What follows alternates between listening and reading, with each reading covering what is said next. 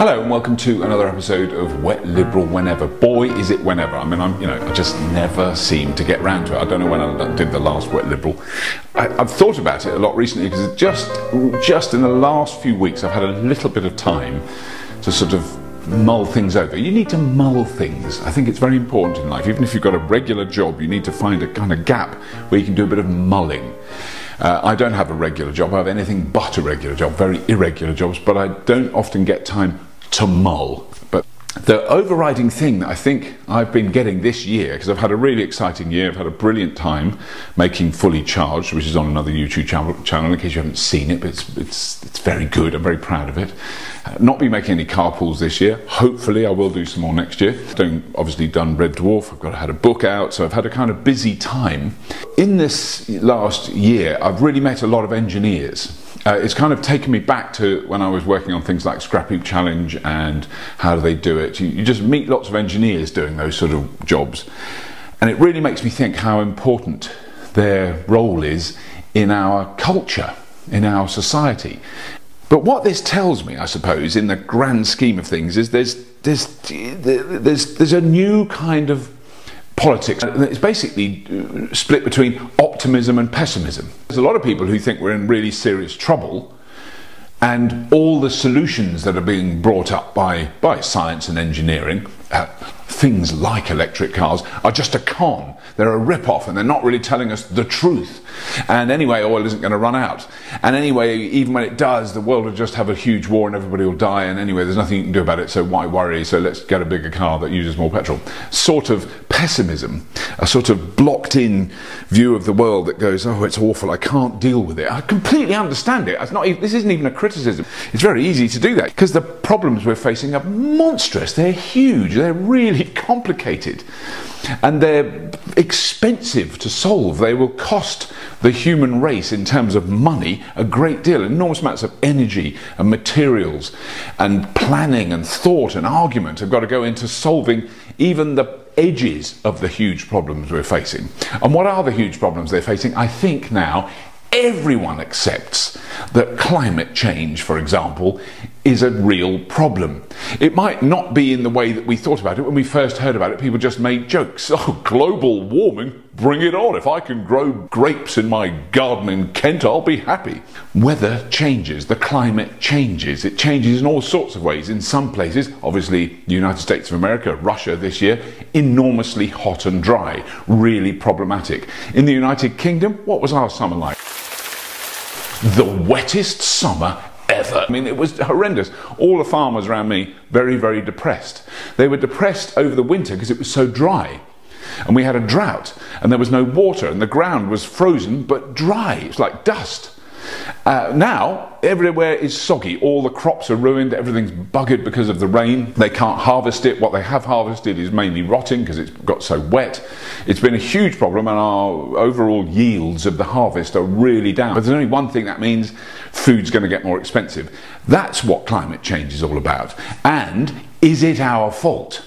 Is it because of human activity? That's where the argument now lies. And obviously the pessimists say, no, it's not our fault, it's just nature. Temperatures have gone up and down in the past, and that's normal, and we've got to learn how to cope with it.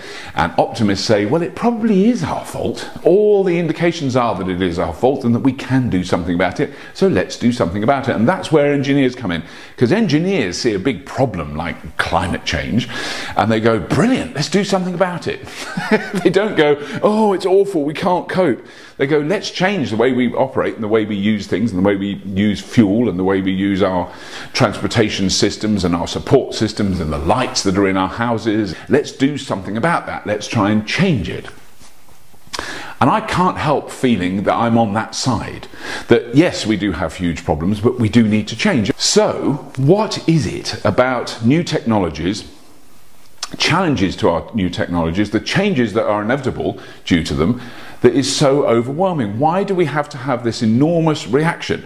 And it's a very simple calculation, because there's really, on the side of the people who think we need to change our technologies and change the way we use energy and change the way we generate energy, and say all the scientists in the world, 95% of them, 98% of them, who think that we are damaging the climate, they're over here.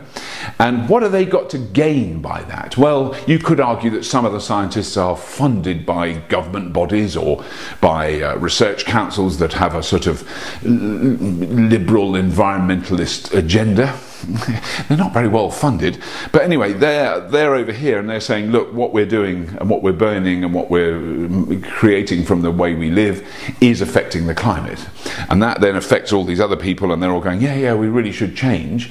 Well, there's not really any benefit in it for them. It's a big problem for all of us. If we can't drive a 3-ton car down the road to get a half a litre of milk, you know, that means it's a challenge. What are we going to do if we can't do that? Because we're used to that. That's what we've done for years. All around me, all the time, I see one person in a 3-ton SUV probably popping down the shops or going to pick up the kids. A 3-ton car.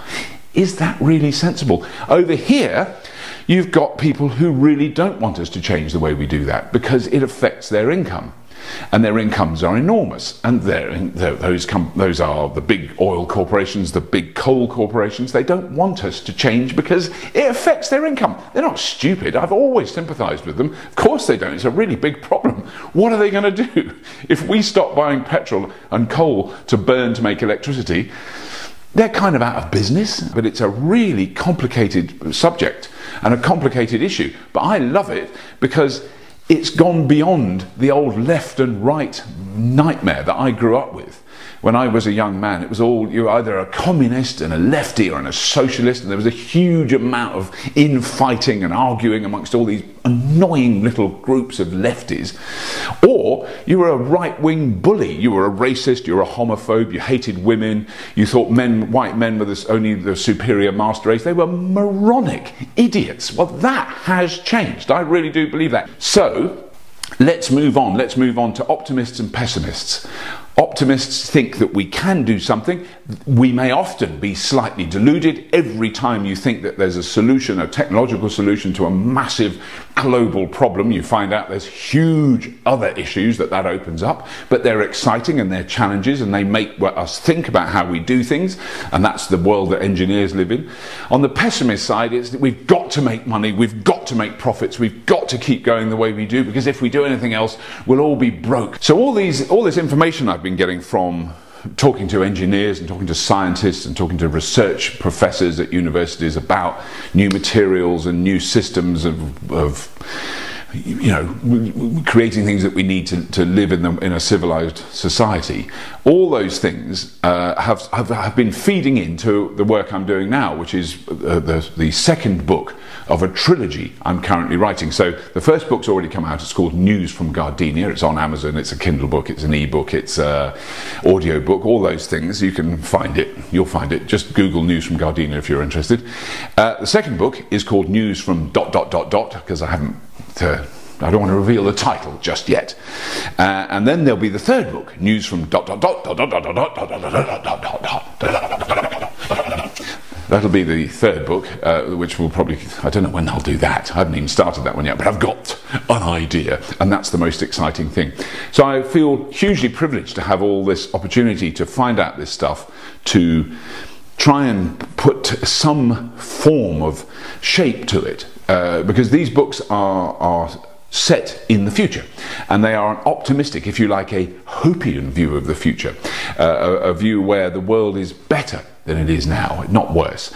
There's no zombies, there's no alien invasion, there's no meteorite going to crash on the earth. It isn't a post-apocalyptic nightmare where marauding gangs of men charge around with pump-action shotguns trying to find the last remaining bits of oil so they can keep their huge V8 cars running. It's not like that. It's where the world has improved. And if you look at our history, that is kind of what's happening.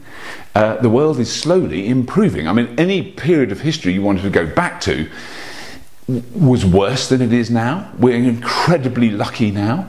Yes, there's terrible problems, there's terrible cruelties and stupidities, but there's less cruelties and stupidities now than there was, say, 100 years ago, or 200 years ago, or 500 years ago, or 1,000 years ago, where, boy, was life nasty, brutish and short. So I am essentially an optimist, and I do feel the world is getting better. And I do feel anxious, obviously, for my children and the world they've got to face, but I don't feel in despair about it. I feel that if we set things up now, our generation, that's really anyone who's alive at the moment, with the aim in mind of making the world better, not worse, then we've done a good thing, and that's really all we can do. And I think that is plenty for a little bit of a complete pile of waffling, half-baked, half-thought-out nonsense that I've just spouted here for another episode of Wet Liberal Whenever. If you have been, I thank you for watching.